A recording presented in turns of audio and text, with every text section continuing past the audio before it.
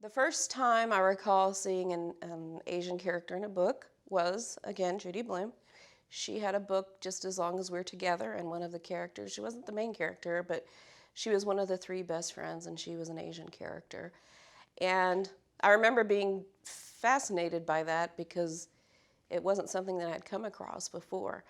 And, another thing I like to tell young people is when I was growing up, all the stories that I wrote for myself were all had white girl characters, and a lot of times they had blonde hair, or they certainly weren't, a part of any marginalized community.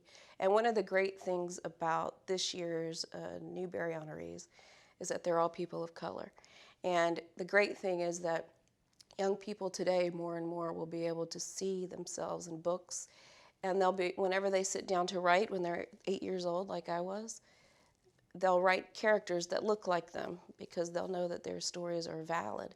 It never even occurred to me, even into adulthood, to have a story with a Filipino character until I wrote Blackbird Fly, which was my first book. And that's really sad, when you think about it. So I'm happy to be writing at a time right now where there's more and more of those stories available so that people know that their stories are valuable and that they need to be heard.